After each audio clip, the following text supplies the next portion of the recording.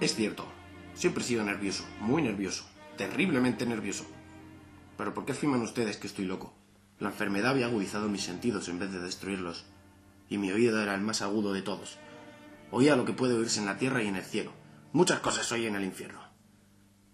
¿Pero cómo puedo estar loco entonces? Escuchen con cuánta cordura y con cuánta tranquilidad les cuento mi historia.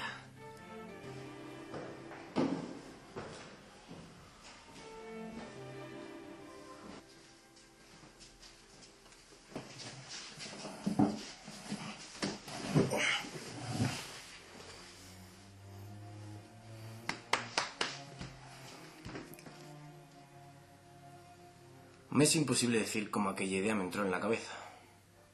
Pero una vez que se me ocurrió, una vez concebida, me acosó día y noche. Y yo no estaba colérico. La verdad es que quería mucho a mi hermano, sí. Pero, señores, jamás se le habría hecho nada malo. Jamás me interesó su dinero. Jamás me insultó. Pero parece que había algo. Fue su ojo, eso fue. Un ojo semejante al de un buitre, con una telilla, un color radioactivo. Y cada vez que me lo clavaba, me hervía la sangre. Podía soportarlo. Así que poco a poco fui decidiendo deshacerme de mi hermano y librarme de ese ojo para siempre. Así que presten atención. Presten atención. Ustedes me toman por loco. Pero los locos no saben nada. En cambio yo, con qué habilidad procedí, con qué cuidado, con qué previsión, con qué disimulo llevé a cabo mi obra. Todas las noches hacía yo girar el picaporte de su puerta. Tan suavemente. Y entonces, cuando la apertura era lo bastante grande para pasar la cabeza, levantaba una linterna y la movía lentamente, muy lentamente, a fin de no perturbar el sueño de mi hermano. Y entonces, cuando estaba completamente dentro del cuarto, abría la linterna cautelosamente. Sí, para que solo un rayo de luz cayera sobre el ojo del buitre. Y esto lo hice durante 7 largas noches, cada noche. Pero siempre encontré el ojo cerrado. Por eso me era imposible cumplir mi obra. Porque no era mi hermano el que me molestaba. Era el ojo, el mal de ojo. Al llegar la octava noche, procedí con mayor cautela que de costumbre para abrir la puerta. Y el minutero del reloj se movía con mayor rapidez que mi mano. Imagínate, estaba yo ahí. Jamás antes de aquella noche había sentido el alcance de mis facultades como aquella. Y apenas lograba contener mi impresión de triunfo. Estaba allí. Quizá me oyó porque lo sentí moverse y no te creas que me eché para atrás. Permanecí ahí durante una hora en la oscuridad. A él le gustaba cerrar las persianas, tenía miedo a los ladrones. Y ustedes pensarán, ¿qué haría yo? ¿Qué hice? Abrí la puerta. Sigue con tu historia. El ojo se abrió de repente, abierto de par en par, y yo empecé a enfurecerme mientras lo miraba. Lo vi con toda claridad.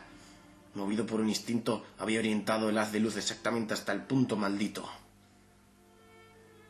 Mi hermano gritó una vez, nada más que una vez. Me bastó un segundo para arrojarla al suelo y echarle encima el pesado colchón. Él ya había muerto. Examiné el cadáver. Sí, estaba muerto, completamente muerto. Apoyé la mano sobre el corazón y su ojo no volvería a molestarme nunca más.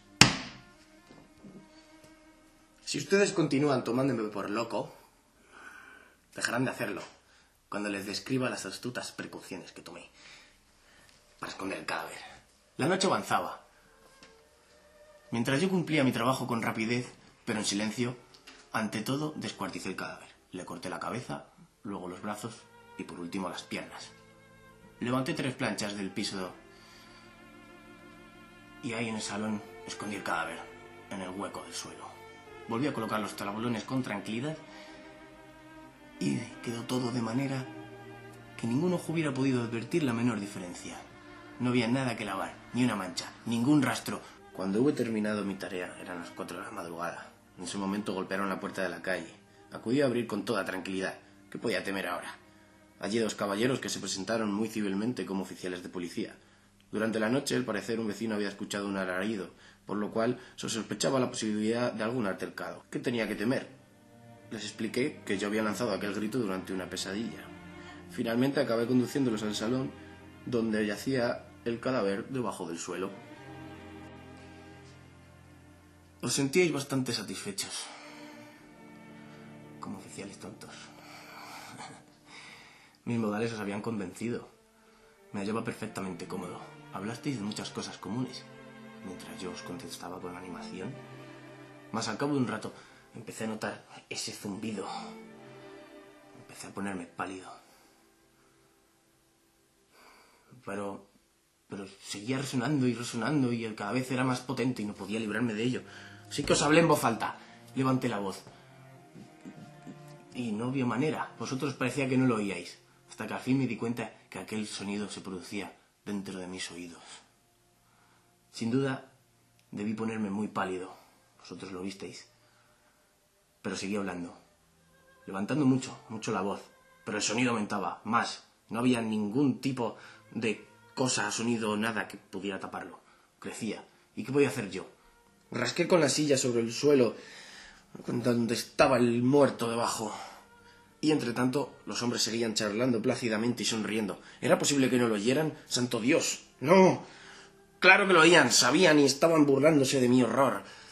Pero cualquier cosa era preferible que aquella agonía. Y entonces confesé, yo lo maté. Les indiqué los tablones y allí estaba, latiendo su horrible corazón.